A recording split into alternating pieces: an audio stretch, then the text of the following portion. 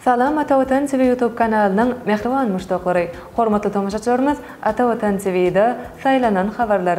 Habarymyzyň 2023-nji ýylyň 30-njy awgustyny aksanyny 1-nji synpa barýan okuwçylara notebook kompýuterler sowgat berilýär.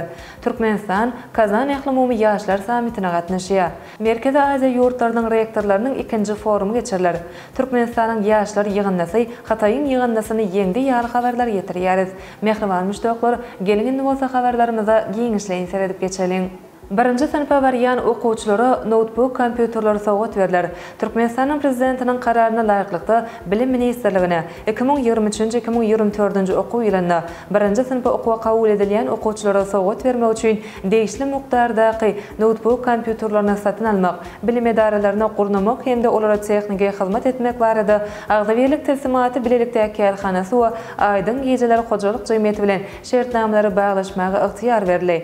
Türkmenistanyň Senagat Guruluşyk Önümçilik Ministrligi bilen Aýdyň Gejeler hojalyk jemgyýeti tarapyndan şu ýyl 1-nji synpa okuw barýan okuwçylara gowşuryljak bilimli nişanly kompýuterleriň 76677-siniň önümçilik işleri üstünlükli amala aşyrylyp we ol ýerlerdäki bilim ojaklaryna paýlanyldy.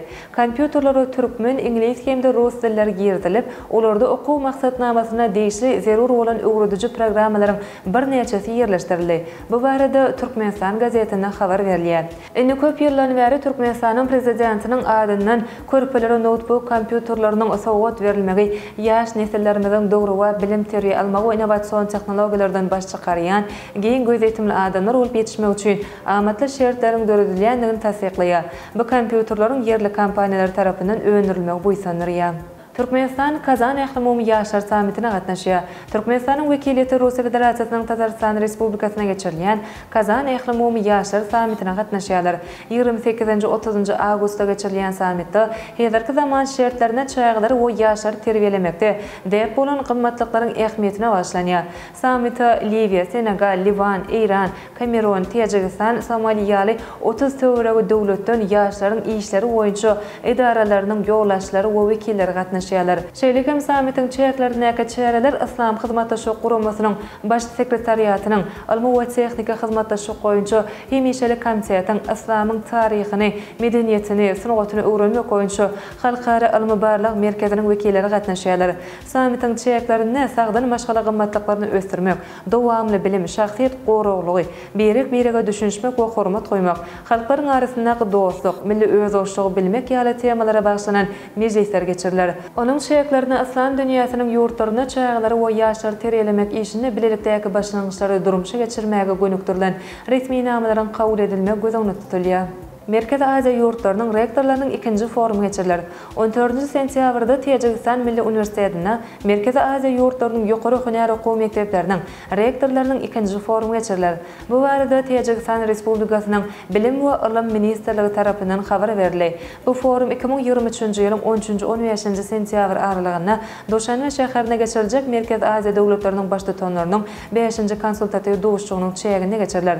Foruma Merkezi Aziýa döwletleriniň bilim ministrleri şeýle hem Tajikistanyň, Gazagystanyň, Özbegistanyň, Türkmenistanyň we Kyrgyzstanyň ýokary hünär bilim edaralarynyň rektorlary gatnaşarlar.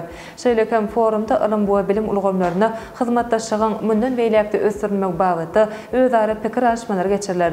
Forum bu döwletleriň bilim we ilim pudugynyňky hyzmatdaşlygyny giňeldir, muallimleriň we talipleriň alış çalyşyny artdyrar. Türkmenistanyň ýaşlar ýygyndasy Hataýyň ýygyndasyny ýeňdi. Futbol boýunça Türkmenistanyň ýaşlar ýygyny topary Aziýanyň Kubogy 2024-iň saýlama tapgarynyň öňü seýdasy geçirýän okuw turgandaşyk ýygnançygynyň dowamyna Hataýyň ýaşlar ýygyndasy topary bilen ýoldaşlyk duşugyny geçirdi. Bu barada Türkmenistanyň Futbol Federasiýasynyň resmi saýtyna beýlenip geçilýär. Hataýyň Dalyan şäherindäki stadionda geçirilen ýoldaşlyk duşugy 2-0 hasabyna Türkmenistanyň ýaşlar ýygyndasynyň peýdasyna tamamlandy. Ýaşlar ýygyndymyza ýeňiş getiren toplary Melis Durdiýew bilen Nurmurad Roziýew öz atlaryna ýazyrdylar. Ýaşlar ýygynymyz okuw turgandaşyk ýygnançygynyň dowamyna ýene-de bir ýoldaşlyk duşugyny geçirmegi meýilleşdirýär. Ýygyny toparymyzyň teýlemçiler düzümi saýlama tapgarynyň duşuklaryna gatnaşmak üçin milli ligalarymyzda çykşy diýen futbolçylarymyzyň 23-sini çağıranlyklaryny bellemek gerek. Yeri gelene welesek Türkmenistan futbol boýunça 23 ýaşa çenli ýaşlar ýygynnasy Aziýanyň Kubogy 2024-iň saýlama etaplarynyň K toporçasynda Indoneziýanyň hemde Hytaýyň Taipei'niň ýygyny toporlary bilen dowuşar.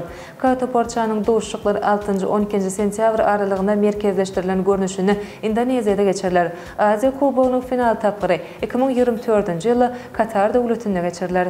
Ine mehriban müştoklar Ata Watan TV'de saylanan habarlar gepleşigimizden şuňky sanyna size ýetirmek isleýän habarlarymyz şordan ibaret. Hormatly tamaşaçylarymyz, şeýlekem Ýewropa Birleşiginiň ilçisi Türkmenistanyň diplomatik işini tamamlady. Azerbaýjan Türkmenistana täze ilçi belledi. Iranyň Kerdeşler Kılaşykları Konfederasiýasynyň ýoglaşysynyň Aşgabatda sapary.